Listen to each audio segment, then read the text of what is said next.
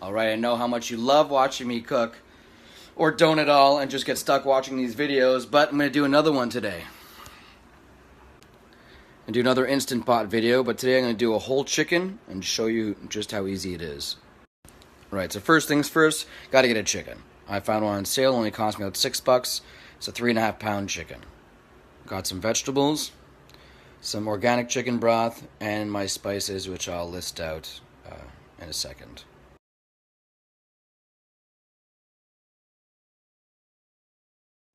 Grabbed all my spices, from the Cajun seasoning to some Hungarian paprika, garlic, onion powder, oregano, Himalayan salt, pepper. Put them on a bowl. Now we're going to mix them up so we can rub it right on the chicken. Alright, 2 little extra tips. 1, if when your chicken comes out of the packaging it's wet, totally normal. Just rinse it off with some water and pat it with some paper towel. 2, you might want to rub the chicken with some oil. I'm using coconut oil. That makes the spices stick easier. All the seasonings have been rubbed on. You really want to rub them in, massage your chicken. I even put some in the butthole, as you can see. Be liberal, don't be shy. Speaking of that, I'm also going to squeeze these onions and the garlic in the butthole as well. Alright, enough about buttholes. Cool thing about the Instant Pot, which I've mentioned before, is the different features. So we're going to click on Saute. It's going to heat up really fast, and then we're going to go ahead and just crisp the outer edges of the chicken before we cook. Alright, so what I've done is I put a little oil inside the Instant Pot when it heated up, and then I just put the whole chicken breast down. Going to let it sear for like 4 minutes. Then I'm going to flip it, do the same thing, and then I'm going to take the chicken right back out. So I switched off the Instant Pot. It's about 8 minutes later. Did about 4 minutes per side. It kind of baked on and seared those spices, which is great. It's going to lock in the moisture and the flavor. And right now I'm going to take all my vegetables and my chicken broth and toss that in. So I added my carrots, celery, and onions, and about a cup of organic chicken broth. And then I put the little trivet that comes with the Instant Pot, because that's where the chicken's going to sit on top, just so it doesn't sit in the juices or get seared. So let's do that.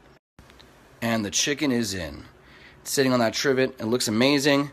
And we're good to seal up the Instant Pot, finally.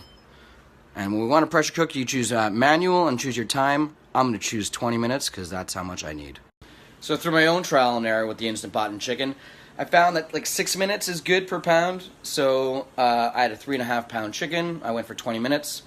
Right now it's just pressurizing, sealing. That takes about 5-10 minutes, and then your 20-minute countdown starts. And 20 minutes is up. I let it sit for an extra 10 minutes on its own to depressurize, but if you don't want to do that, you can easily just come here, turn this, ton of angry steam will come out, and it will do the same thing.